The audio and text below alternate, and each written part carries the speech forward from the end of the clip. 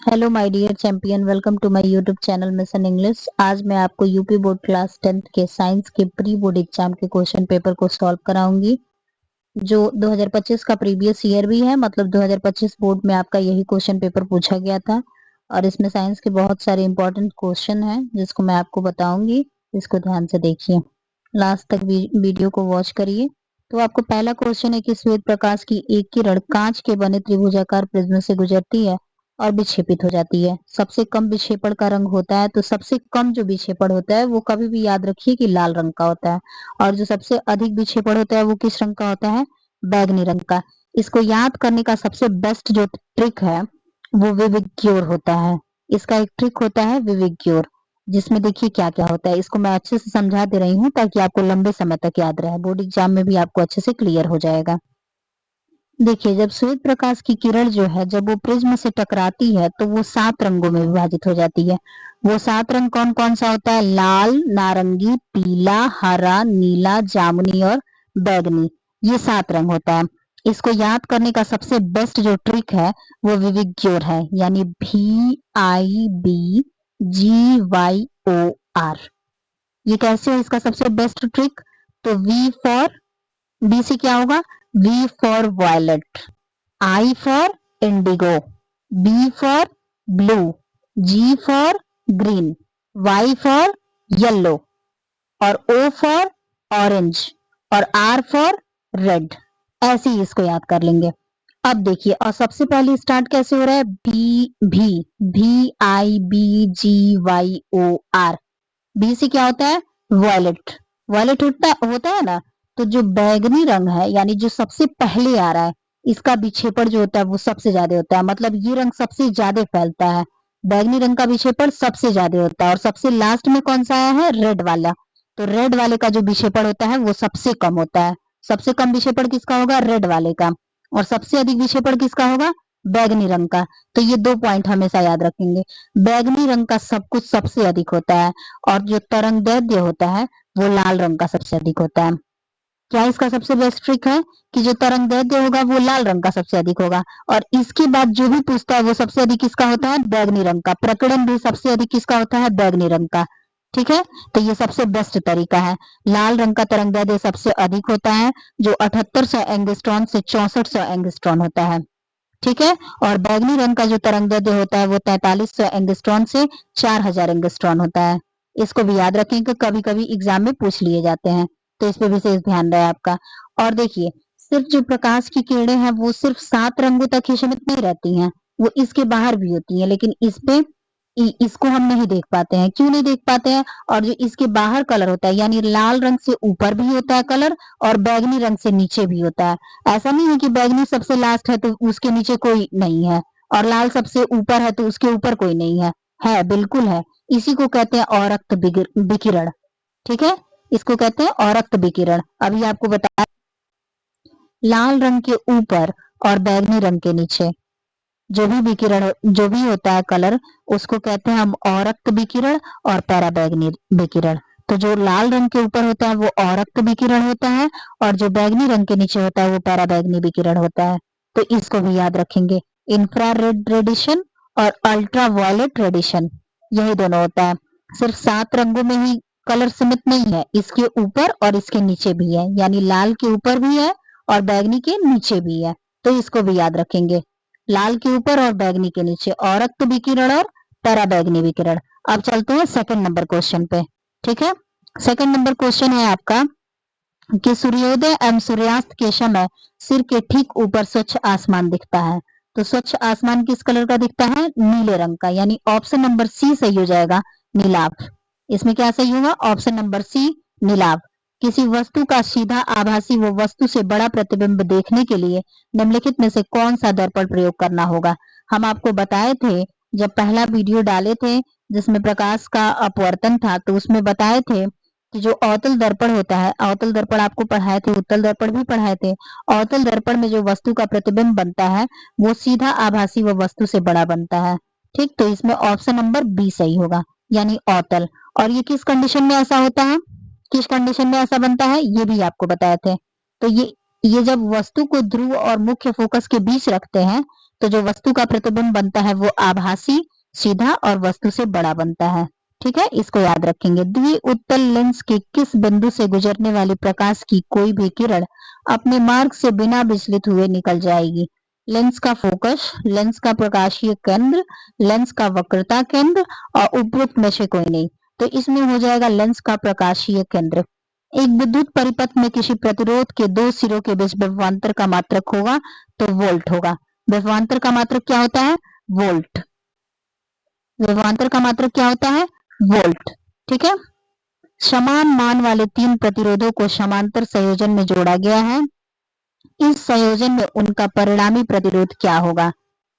परिणामी प्रतिरोध प्रतीक प्रतिरोध की तुलना में होगा 1/3, आधा, 2 गुना और 3 गुना। क्या होगा इसका आंसर? 1/3। क्या होगा? ऑप्शन नंबर ए सही होगा। एक वृत्ताकार धारावाही कुंडली के केंद्र पर उत्पन्न चुंबकीय क्षेत्र होगा सरल रेखीय, वक्रीय, वृत्ताकार और उपरोक्त में से कोई नहीं। इसका आंसर हो जाएगा ऑप्शन नंबर बी यानी वक्रीय। अब हम आपके चलते हैं केमिस्ट्री पे यानी उपभाग सेकंड पे, जिसमें केमिस्ट्री का क्वेश्चन पूछा जाता है। ठीक है, धावन सोडा का रासायनिक सूत्र क्या होता है? बहुत ही आसान क्वेश्चन है। इसमें जो भी दिया है सबका रासायनिक सूत्र याद करें। इसमें जो भी दिया है सबका रासायनिक नाम, ठीक है, उसका सिंपल नाम, सब कुछ याद होना चाहिए। तो धावन सोडा का जो रासायनिक सूत्र होता है वो Na2CO3 होता है। Na2CO3 into 10H2O। क्या होगा? ऑप्शन नंबर ए सही होगा। निम्नलिखित में से कौन सा सजातीय युग्म है? ऑप्शन नंबर सी HCHO तथा CH3CHO, ये सजातीय युग्म हो जाएगा। ठीक है, निम्नलिखित में से कौन सी धातु अम्ल से हाइड्रोजन विस्थापित नहीं करती है? क्वेश्चन बहुत इंपॉर्टेंट है। इसे क्वेश्चन कई तो पूछ लिए जाते हैं। जो आपका विद्युत रासायनिक श्रेणी है, यानी विद्युत रासायनिक श्रेणी में लाइन बाय लाइन सारे एलिमेंट होते हैं।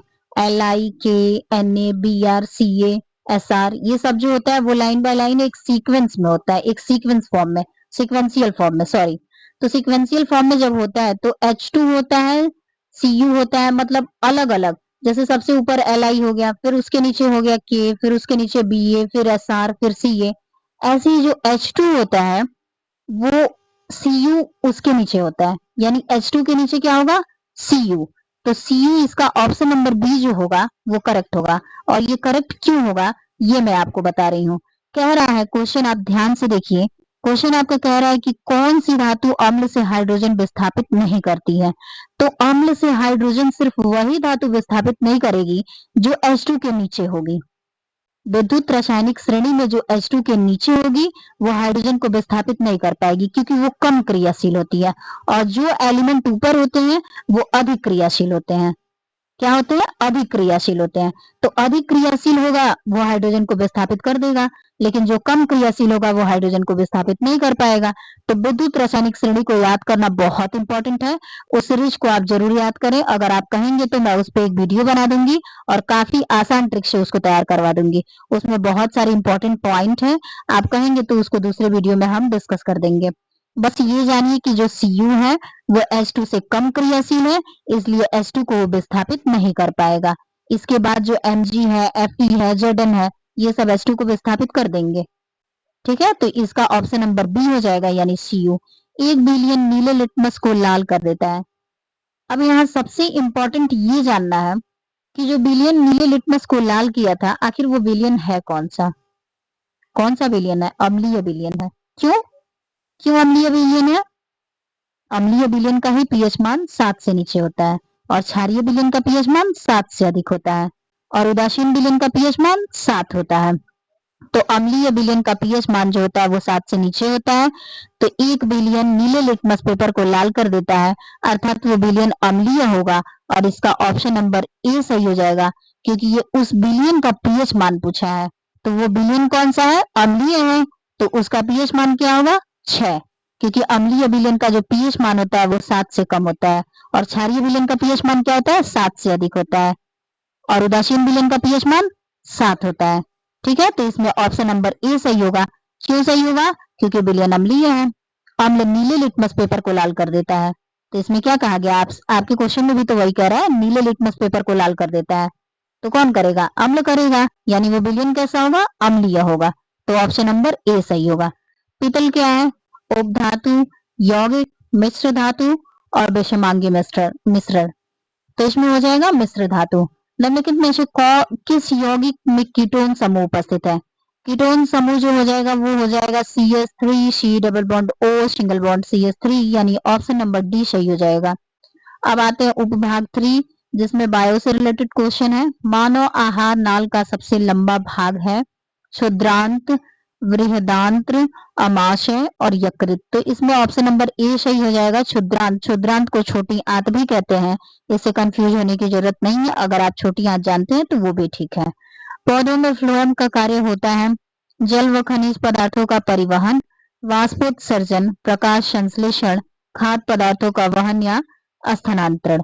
तो इसका आंसर जो हो जाएगा वो हो जाएगा खाद्य पदार्थों का वहन या स्थानांतरण। क्या हो जाएगा? खाद्य पदार्थों का वहन या स्थानांतरण, यानी ऑप्शन नंबर डी सही होगा। मानव में इंसुलिन का कार्य होता है रक्त में शर्करा स्तर का नियमन, अंगों में वृद्धि प्रेरण, नर जनन तंत्र का विकास, उपयुक्त में से कोई नहीं। तो इसमें हो जाएगा रक्त में शर्करा स्तर का नियमन, यानी ऑप्शन नंबर ए जो होगा वो सही होगा। फिर आपका क्वेश्चन है 17, निम्नलिखित में से कौन सा नर जनन तंत्र का भाग है? अंडवाहिनी, अंडाशय, गर्भाशय और शुक्राशय। तो अंडवाहिनी, अंडाशय और गर्भाशय ये तीनों जो है वो मादा जनन तंत्र का भाग है, न कि नर जनन तंत्र का। नर जनन तंत्र का जो भाग होगा वो शुक्राशय होगा। देखिए ऑप्शन को जब ऑप्शन देते हैं ना बहुत सारे, तो उसमें सही फाइंड आउट करने का सबसे बेस्ट तरीका जो होता है वो ये होता है कि आप देखिए कि उसमें गलत क्या है। आखिर उस ऑप्शन में कौन सा ऐसा ऑप्शन है जो गलत है? तो अंडवाहिनी जो है वो मादा जनन तंत्र का भाग है, तो ये गलत ही है। अंडाशय भी है और गर्भाशय भी है। बच गया क्या? शुक्राशय। तो शुक्राशय नर जनन हो जाएगा। मेंडल ने अपनी प्रारंभिक शिक्षा प्राप्त की थी गिरजाघर से, ऑप्शन नंबर डी सही होगा। मानव में बच्चों का लिंग निर्धारण निर्भर करता है, किस पे निर्भर करता है? पिता से प्राप्त लिंग गुणसूत्र, यानी ऑप्शन नंबर ए सही होगा। क्योंकि पिता में जो होता है वो XY होता है और जो माता में होता है वो XX होता है, इसलिए पिता पे डिपेंड करता है कि जो बच्चों का लिंग निर्धारण होगा वो कैसा होगा। वो पिता से मिलता है, यानी पिता पे डिपेंड करता है। तो इसमें ऑप्शन नंबर ए सही हो जाएगा, पिता से प्राप्त लिंग गुणसूत्र पर। परितंत्र में ऊर्जा का प्रवाह होता है बहुउद्देशीय, एकादेशीय, द्विदेशीय और उपयुक्त में से कोई नहीं। तो इसका जो आंसर होगा वो हो जाएगा एकदेशीय। क्या हो जाएगा? एकदेशीय। तारों की तरह ग्रह टिमटिमाते हुए दिखाई देते हैं, समझाइए। मैं आपको जब पढ़ाई थी प्रकाश का अपवर्तन, तो उसमें आपको बताई थी कि जो ग्रह है जो तारा है वो क्यों टिमटिमाता है? क्यों टिमटिमाता है? प्रकाश के अपवर्तन के कारण। अब इसमें ये पूछा जा रहा है आपके क्वेश्चन में कि ग्रह टिमटिमाते हुए क्यों नहीं दिखाई देता है? तारा तो टिमटिमाता है लेकिन ग्रह क्यों नहीं टिमटिमाता है, ये पूछा जा रहा है। तो चलिए मैं आपको बता रही हूँ कि ग्रह क्यों नहीं टिमटिमाता है। ग्रह नहीं टिमटिमाते हैं क्योंकि वे पृथ्वी के बहुत करीब हैं और बड़े दिखाई देते हैं। वायुमंडलीय अपवर्तन के कारण प्रकाश की मात्रा में होने वाले परिवर्तन औसत हो जाते हैं। औसत यानी एवरेज हो जाता है और टिमटिमाने का जो प्रभाव है वो नगण्य हो जाता है, इसलिए ग्रह जो है वो टिमटिमाते नहीं है। विलंबित सूर्यास्त क्या होता है? उपयुक्त चित्र सहित समझाइए। चित्र तो नहीं बनाया है हम, आप कहेंगे तो इस क्वेश्चन पे हम डिस्कस कर देंगे। वैसे बता देते हैं कि विलंबित सूर्यास्त क्या होता है। विलंबित सूर्यास्त जो होता है वो वायुमंडलीय अपवर्तन के कारण होता है। ठीक है, इस क्वेश्चन पे आप कहेंगे तो मैं दोबारा वीडियो बना दूंगी, क्योंकि इसमें चित्र बनाने के लिए कहा है। तो फिर इस पे ज्यादा टाइम ना देते हुए मैं अगले क्वेश्चन पे चलती हूँ। निकट दृष्टि दोष क्या है? इस दोष का निवारण कैसे किया जाता है? जो निकट दृष्टि दोष है, सबसे पहले जान लीजिए कि जो दोष होता है वही दिखता है। यानी निकट दृष्टि दोष है तो उसमें निकट की वस्तुएं स्पष्ट रूप से दिखाई देंगी और दूर की वस्तुएं स्पष्ट रूप से दिखाई नहीं देती हैं। मैं क्या बोली हूँ पहले आपसे? जो दोष होता है वही दिखाई देता है। निकट दृष्टि दोष है तो निकट की वस्तुएं स्पष्ट रूप से दिखाई देंगी और दूर की वस्तुएं स्पष्ट रूप से दिखाई नहीं देती हैं। इस दोष का निवारण कैसे किया जाता है ये भी बता देते हैं आपको कि कैसे होगा। निकट दृष्टि दोष को दूर करने के लिए हम अपने चश्मे में अवतल लेंस का प्रयोग करते हैं, यानी अवतल लेंस के चश्मे को पहनते हैं जिससे निकट की वस्तुएं स्पष्ट रूप से निकट की वस्तुएं दिखाई तो दे ही रही थी, दूर की वस्तुएं स्पष्ट रूप से दिखाई नहीं दे रही थी। तो ये चश्मा पहनने से यानी अवतल लेंस का चश्मा पहनते हैं जिससे दूर की वस्तुएं स्पष्ट रूप से दिखाई देने लगती हैं। इसका एक्सप्लेनेशन बहुत बड़ा है और इसका फिगर भी है, लेकिन आपका क्वेश्चन ये 2 नंबर में पूछा है तो आप इतना भी लिखोगे तो आपको 2 नंबर मिल जाएंगे। निकट दृष्टि दोष क्या है? तो निकट दृष्टि दोष में हमको निकट की वस्तुएं स्पष्ट रूप से दिखाई देती हैं जबकि दूर की वस्तुएं स्पष्ट रूप से दिखाई नहीं देती हैं। मैं बोली कि जो होता है वही दिखता है। ये ट्रिक हमेशा याद रखिएगा कि निकट दृष्टि दोष है, किसी के नेत्र में निकट दृष्टि दोष है तो उसको निकट की वस्तु स्पष्ट रूप से दिखाई देगी, लेकिन दूर की वस्तु स्पष्ट रूप से दिखाई नहीं देती है। तो इस दोष के निवारण के लिए हम अपने चश्मे में अवतल लेंस का उपयोग करते हैं। 50 सेमी की फोकस दूरी वाले अवतल लेंस की क्षमता बताइए। अवतल लेंस की क्षमता बताए थे। अवतल लेंस की क्षमता क्या बताए थे? अवतल लेंस की क्षमता ऋणात्मक होती है और उत्तल लेंस की क्षमता धनात्मक होती है। 50 सेमी है और सेमी है, सेमी और मीटर इन दोनों पे ध्यान देना है। 50 सेमी में कहा है तो इसका जो फॉर्मूला होगा वो हो जाएगा 100/f, यानी 100/f करेंगे तो f का मान कितना है? 50, यानी इसका आंसर हो जाएगा -2 डायोप्टर। और मीटर में कहता है तो 1/f। ठीक है। किसी विद्युत चालक का प्रतिरोध किन किन कार्यों पर निर्भर करता है? विद्युत चालक का प्रतिरोध किन किन कार्यों पर निर्भर करता है? किसी विद्युत चालक का प्रतिरोध लंबाई, अनुप्रस्थ क्षेत्रफल और पदार्थ तापमान पर निर्भर करता है। ठीक है। प्रतिरोध का पार्श्व संयोजन क्या है? इसको सूत्र सहित समझाइए। पार्श्व संयोजन को सूत्र सहित समझाएं। ओके, देखते हैं पार्श्व संयोजन क्या है। पार्श्व संयोजन जो होता है वो आपका होता है समांतर क्रम संयोजन। ये कंफ्यूज करने के लिए ऐसे लिखा है, एक होता है समांतर और एक होता है श्रेणी क्रम संयोजन। तो जो समांतर क्रम संयोजन होता है इसी का मतलब होता है पार्श्व संयोजन। तो समांतर क्रम संयोजन जो होता है इसमें सभी प्रतिरोधों के एक सिरे एक बिंदु से और दूसरे सिरे दूसरे बिंदु से जुड़े हुए होते हैं। इसका डेफिनेशन यही होता है कि इसमें सभी प्रतिरोधों के एक सिरे एक बिंदु से और दूसरे सिरे दूसरे बिंदु से जुड़े हुए होते हैं। इस संयोजन में सभी प्रतिरोधों के सिरों के बीच विभवांतर समान होता है, यानी समांतर क्रम संयोजन पार्श्व संयोजन में सभी प्रतिरोध के सिरों के बीच क्या समान होता है? विभवांतर समान होता है। सॉरी, कुछ देर के लिए आवाज थोड़ा सा गायब हो गया था, फिर हम देखेंगे, पता नहीं कैसे कुछ डिस्टरबेंस हो गया था माइक में। फिर देखेंगे हम आपके किस क्वेश्चन पे थे हम? पार्श्व संयोजन। तो पार्श्व संयोजन का मतलब होता है समांतर क्रम संयोजन। 2 संयोजन आपको पढ़ना है विद्युत वाले चैप्टर में, एक होता है श्रेणी क्रम संयोजन और एक होता है समांतर क्रम संयोजन। तो समांतर क्रम संयोजन में क्या होता है? इसमें सभी प्रतिरोध के सिरों के बीच सभी प्रतिरोध के सिरे एक बिंदु से और दूसरे सिरे दूसरे बिंदु से जुड़े हुए होते हैं, यानी प्रतिरोध का एक सिरा एक बिंदु से और दूसरा सिरा दूसरे बिंदु से जुड़ा होता है। और किससे जुड़ा होता है? एक प्रतिरोध का एक सिरा दूसरे प्रतिरोध के दूसरे सिरे से और दूसरे प्रतिरोध का दूसरा सिरा तीसरे प्रतिरोध के तीसरे सिरे से जुड़ा हुआ होता है। ऐसा इसका संयोजन होता है। इस संयोजन में सभी प्रतिरोधों के सिरों के बीच विभवांतर समान होता है। क्या होता है? सभी प्रतिरोध के सिरों के बीच विभवांतर जो होता है वो समान होता है। और श्रेणी में क्या समान होता है? ये तो समांतर है, समांतर को ही पार्श्व कहते हैं। ये कंफ्यूज करने के लिए पार्श्व लिखा है ना, पार्श्व संयोजन, तो ये कंफ्यूज करने के लिए सिर्फ लिखा है। ये समांतर क्रम संयोजन ही है। और श्रेणी क्रम संयोजन जो होता है उसमें धारा का मान समान होता है। किसका समान होता है? धारा। और इसमें क्या समान है? विभवांतर। प्रतिरोध के सिरों के बीच क्या समान है? विभवांतर। सबसे इंपॉर्टेंट पॉइंट है, याद जरूर रखेंगे। इसका जो फॉर्मूला होता है समांतर क्रम में, जो फॉर्मूला होता है वो 1/r is equal to 1/r1 plus 1/r2 plus 1/r3 होता है। क्या होता है? 1/r is equal to 1/r1 plus 1/r2 plus 1/r3 dot dot dot 1/rn। यही इसका फॉर्मूला होता है। इतना लिखेंगे आपको 2 नंबर मिल जाएगा। स्टार्ट कहाँ से करेंगे? समांतर क्रम संयोजन या पार्श्व संयोजन। इसमें सभी प्रतिरोध के एक सिरे एक दूसरे बिंदु से और दूसरे सिरे दूसरे बिंदु से जुड़े हुए होते हैं, यानी एक बिंदु से एक सिरा और दूसरे बिंदु से दूसरा सिरा जुड़ा हुआ होता है। इस संयोजन में सभी प्रतिरोध के सिरों के बीच विभवांतर जो होता है वो समान होता है। इसका सूत्र क्या होगा? 1/r is equal to 1/r1 plus 1/r2 plus 1/r3। और सीरीज में धारा का मान समान होता है और सीरीज का फॉर्मूला क्या होता है ये भी जान लीजिए, R is equal to R1 plus R2 plus R3। ठीक है, आगे चलते हैं।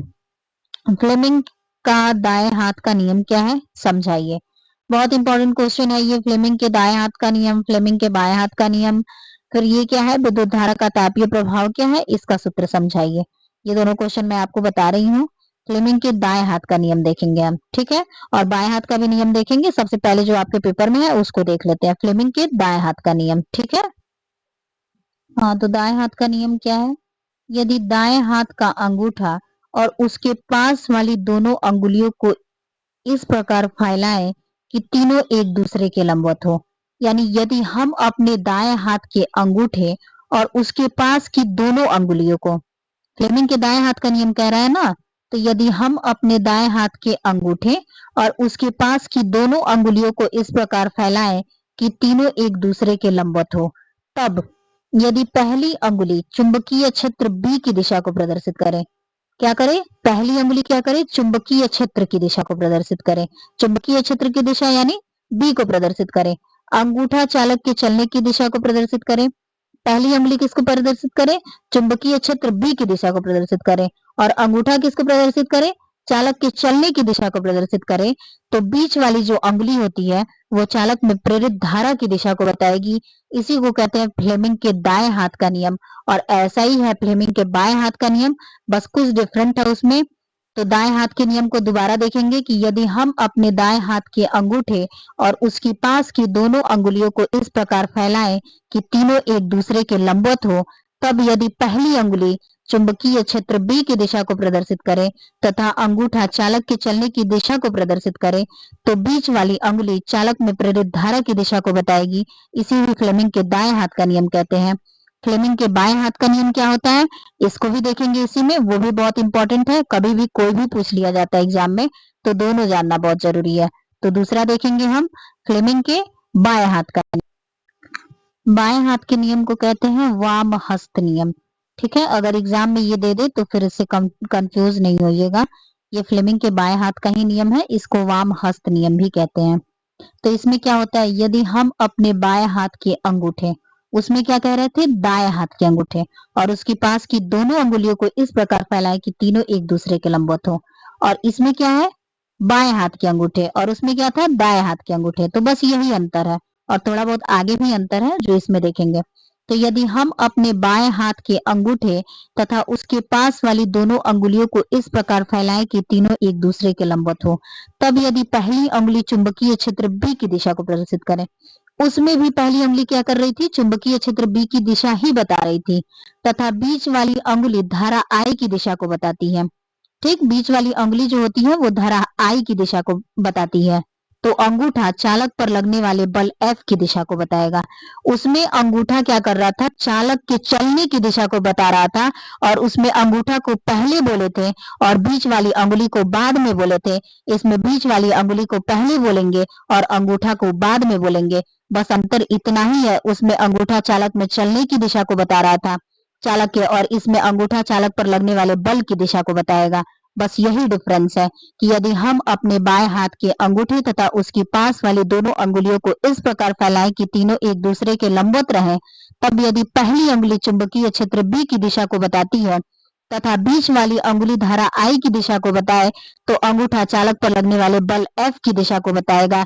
इसी ही कहते हैं फ्लेमिंग के बाएं हाथ का नियम, यानी वाम हस्त नियम। ठीक है, क्लियर? ये आपको अच्छे से तैयार हो जाएगा। वैसे मैं एक वीडियो बनाऊंगी जिसमें फिजिक्स के जितने भी रूल हैं वो सारे उसी वीडियो में होंगे, और उसमें से जरूर एक दो नियम आपके एग्जाम में हर बार पूछ लिए जाते हैं। आप उस वीडियो को जरूर देखेंगे। मैं जस्ट इसके बाद वो वीडियो जरूर बनाऊंगी। इस वीडियो को भी आप देखिए, पूरे टाइम तक इसको वॉच करिए। फिर आपका सेकंड क्वेश्चन है कि विद्युत धारा का तापीय प्रभाव क्या है। विद्युत धारा का जो तापीय प्रभाव होता है, जब किसी चालक तार में धारा प्रवाहित की जाती है तो वो क्या होता है, गर्म हो जाता है, ऊष्मा उत्पन्न होती है, इसी को विद्युत धारा का तापीय प्रभाव कहते हैं। इसका सूत्र भी समझाइए। इसके सूत्र को समझाने का बात किया है। इसका सूत्र जो होता है, इसका सूत्र जो होता है वो होता है h²RT। क्या होता है? H is equal to I square R T. Sorry, mistake हो गया है। H इज इक्वल टू जो होता है वो आई स्क्वायर आर टी होता है, जहाँ पे H जो होता है वो हीट होता है यानी उष्मा होता है। I जो होता है वो चालक में प्रवाहित धारा होती है। R जो होता है वो प्रतिरोध होता है, और जो T होता है वह समय होता है जिसमें धारा प्रवाहित की जाती है। वह समय होता है जिसमें धारा प्रवाहित होती है। तो ये आपका क्वेश्चन हो गया। विद्युत धारा का तापीय प्रवाह जो होता है वो ये होता है कि जब किसी चालक तार में धारा प्रवाहित की जाती है तो उसमें ऊष्मा उत्पन्न होती है, वो गर्म हो जाती है। तो इसी विद्युत धारा का तापीय प्रभाव कहते हैं। और इसका सूत्र जो होता है वो H equal to I square R T होता है, जहाँ पे H जो है वो हीट है यानी कि उष्मा है, I जो है वो चालक में प्रवाहित धारा है, और जो R है वो प्रतिरोध है, और जो T है वो वह समय है जिसमें धारा प्रवाहित होती है। फिर आपका क्वेश्चन क्या है, 6 ओम प्रतिरोध। एक मैं आपका वीडियो बनाऊंगी जिसमें सिर्फ न्यूमेरिकल होगा, और उसमें मोस्ट इंपॉर्टेंट न्यूमेरिकल होंगे जो प्रीवियस ईयर में पूछे गए हैं। उसी आप न्यूमेरिकल को देखिएगा, जरूर आपके एग्जाम में पूछे जाएंगे। तो थैंक यू। मैं आपको इतना ही इसलिए करवाई क्योंकि मैं सेकंड पार्ट, वीडियो काफी लंबा हो रहा था, मैं सेकंड पार्ट में आपको फिर इसको करवाऊंगी, जो केमिस्ट्री के सारे क्वेश्चंस हैं, कुछ बायो के क्वेश्चंस हैं। इसमें ये IUPAC नाम जो है इसके लिए मैं अलग से वीडियो बनाऊंगी, जिससे आप आसानी से इसको क्लियर कर पाएंगे। तो ठीक है, थैंक यू वेरी मच।